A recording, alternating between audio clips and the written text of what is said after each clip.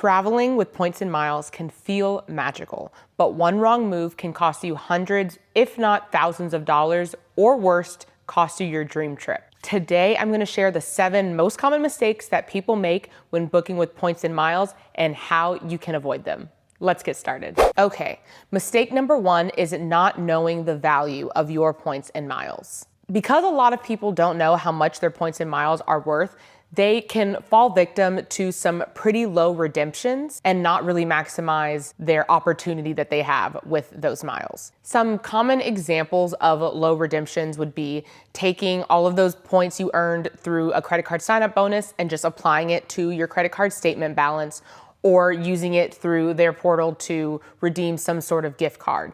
Typically, redemptions like that have a very flat 1 cent per dollar, or sometimes even worse, 0.8, 0.75 of a cent per dollar redemption, which if that is something that you are needing and you don't want to spend your own money for it, then it is always an option. However, if your goal is to maximize your points, then there are definitely better ways that you can do that. When it comes to booking travel, different programs' points are valued differently depending on your travel habits and the ease of earning. So American Airlines could be valued higher because you can't easily transfer points into that program like you could with Hilton, for example. So for American Airlines, the main way that you can earn miles is by paying cash for plane tickets, spending on their credit card, or using one of their branded systems, their hotel booker, their dining club. But you couldn't just earn like Chase points and transfer into American. So whenever you do earn American points, those could be valued higher. And on the other end of that is Hilton. The cent per point for Hilton could be significantly lower because it's a lot easier to earn Hilton points. You can transfer them from Amex for a ratio of 2-to-1, so that's 2 Hilton points for every 1 Amex point you transfer. And if you spend on any of their credit cards, you could be earning between 3 and 14 points per dollar. So as you can see, the amount of work it takes to earn points for Hilton versus American Airlines is significantly different, which is why those programs could be valued differently point-wise. Another thing that could affect how your point valuation goes for you is your travel habits. For someone that is based out of a city where their airline is a hub for Delta, they would probably value Delta miles more than they would value American miles, because if a lot of the flight options that they want to book are flying through Delta, but they have all these AA miles, it doesn't provide that much of a benefit to them as it would having the miles for the airlines they like to fly and the hotels they like to stay in, and just the different programs they would like to use. One way to find out a sort of baseline for what different points valuations are is by using the point valuation calculator on the Points Guy. I believe they also have a sort of chart breakdown of what different point valuations are. So you can kind of see as you're earning what you will typically get in exchange for those points for the different airlines and for the different hotel chains. So I want to be so clear when I say this. Not every low value redemption is bad, and they can have their time and place. Many times I have traded in my points for what others would deem as a low redemption value because for me, I just didn't want to pay the cash out of pocket. It didn't matter how many points I had, or in some cases I have an abundance of points in that program where as long as I wasn't coming out of my pocket to pay cash for whatever it was, the points would have been worth it for me. But you want to make sure you know this information so that you can make informed decision regarding your award booking. Mistake number 2 is booking your award redemptions either too early or too late. So these graphics will show when airlines will release their revenue booking windows as well as their award booking window. As you can see, for most of these, they will start to show up around 1 year before when you want to travel. So that means that to have the best availability options, you would want to start booking your award flights 1 year before you plan to fly. Now, if you are anything like me and you have absolutely no idea where you plan on vacationing a year from now, then that might not be the best option for you. Instead, you might want to start looking closer to when you plan on traveling, or start booking your travel closer to when you actually expect the trip to happen. So for a lot of revenue flights, as I'm sure you know, the prices will skyrocket as it gets closer to the date. The few weeks and days leading up to the trip, the cash price for fares will go through the roof. However, that is also when airlines will release more award availability to people who are looking to book with miles, just so they are able to get the plane filled, because that is the goal in the end, is to not fly empty planes. So if you're able to look in the weeks before when you want to take a trip, you may be able to find some award availability that wasn't open a few months earlier. Now, on the hotel side of things can look a little bit different. People are able to book the cash fares for hotels without really coming out of pocket for anything. You're able to make a hotel reservation by simply just putting in a credit card number, but not really having to pay a deposit. And typically the cancellation for that is sometimes 7 days before the first day of the trip. Sometimes it could be 3, 2, or even 1 day before the trip. So that means that people can book plenty of hotels in advance, taking up the rooms that you would think you would see for award availability, and then canceling them later on when they realize that they don't need them anymore, or if their plans change. I use a website like openhotellalerts.com to set notifications for the hotels I want to stay in. And as people cancel those rooms, as more rooms become available, it'll send me a text and I can go in and book them with points. I can put the type of room that I'm looking for so that I know that when I go to book it or when I call, the points availability will be there. And this is how you can find a lot of rooms last minute, especially in the week leading up to a trip. That is when people either will remember that they have a reservation they need to cancel, or when they're finalizing their plans and maybe they had a few reservations booked, they decide to pick one and cancel the other two, and that is your in. Mistake number 3 is ignoring transfer partners. Whenever you hear about credit card points and credit card miles and booking travel, a lot of people's first instinct is just to go directly to their credit card's travel portal, whether that be Chase, Citi, Capital One, or American Express, and booking their travel directly through there. While that is an option and that can sometimes give you some pretty good results, by ignoring their transfer partners, you could be giving up a lot of value from your points and just settling for the base redemption rate. So for Chase, if you have a Chase Sapphire Preferred, the redemption rate is 1.25 cents per dollar. If you have the Chase Sapphire Reserve, the redemption rate is 1.5 cents per dollar. So to put all of that into real numbers, here's what that could look like. So let's say you have 60,000 points sitting in your Chase account. You could go into the travel portal and use your Chase Sapphire Reserve to book that for $900 worth of travel. Or if you have the Chase Sapphire Preferred, then it would only be worth $750 worth of travel.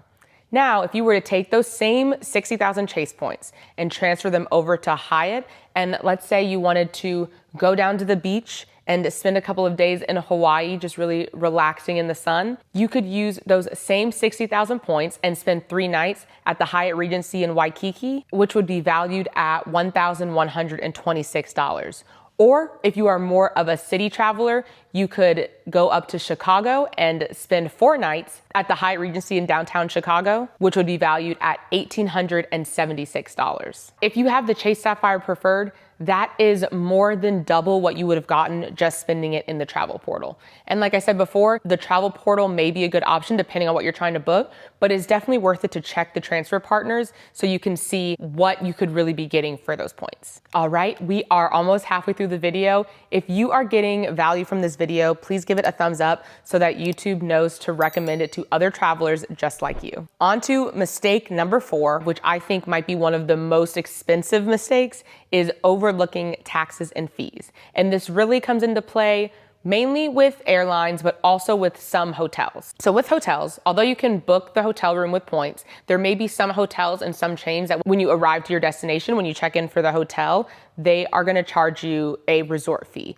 And a lot of times the resort fee can be reasonable. It can be $15, $20 a night, but sometimes at these nicer hotels, the resort fee could be up to $100 a night. And so you wanna make sure you have that information going into it, because maybe spending $100 extra per night all of a sudden makes that transfer points not worth it to you, and you would rather decide just to pay cash, because your savings would go down if you are spending that cash. Now on the other side, for the airlines, a lot of these taxes and fees that get really high come in the form of fuel surcharges. So what fuel surcharges are when airlines take the higher costs of fuels for their planes during the really expensive season or just as the economy changes, and they pass that along to the consumer. And then some of the airlines will pass that through even whenever you're not booking with cash. So you will book your flight with the points, but they will still pass on that fuel surcharge to you. And depending on the class level that you're booking, whether it's economy, premium economy, business, or first class can vary in how much your fuel surcharge. So if you're using your points to book a first class ticket,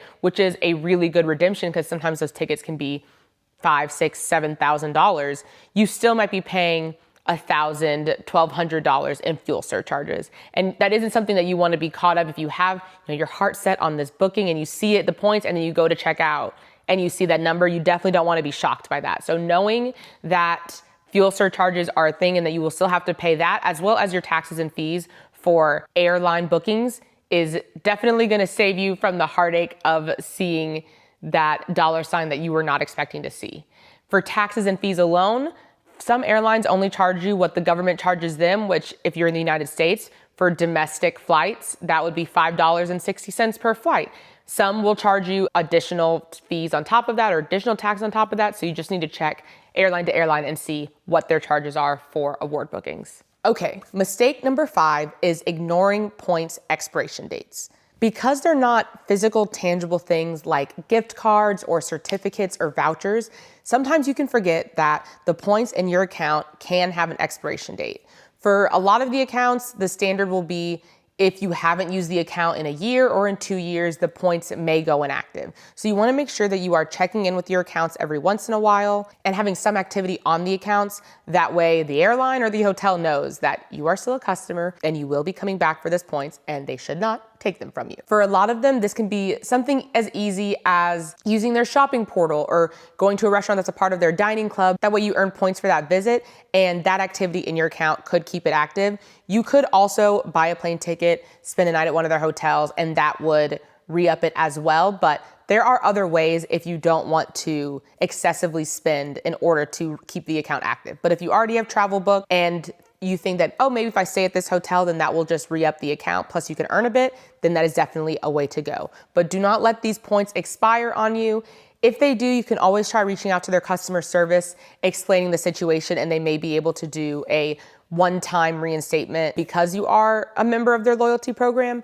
But you just want to make sure that you are staying on top of all of your accounts and all of your point balances, and you know what's going on within those systems. And next is mistake number 6, and that is overvaluing points versus convenience. Mistake number 6 is one that I made probably for years in the beginning of my points and miles journey. And sometimes I still do it now and I have to really pull myself back out of it. So in the past, I would want to spend as little points as possible because I had just worked so hard to earn them. It wasn't so easy for me to give them up. And if there was one flight that was 20,000 points and one flight that was 15,000 points, but the 15,000 points had 2 stops and an overnight layover, I would be willing to do it just to save 5,000 points. And when you think about it as 1 cent per point, 5,000 points could be as little as $50. That was me telling myself that it was not worth 50 extra dollars to not have to stop this plane, get off this plane 2 times, and also pay for a hotel room to spend overnight in a different city or sleep on the uncomfortable chairs at the airport. And so I really had to learn what was worth saving the points and what wasn't. For me now, having 1 to 2 stops or a 24-hour layover may not be worth saving the 5, 6, 7,000 points because you will have to spend that in food, in somewhere to stay, in your time, in your comfort.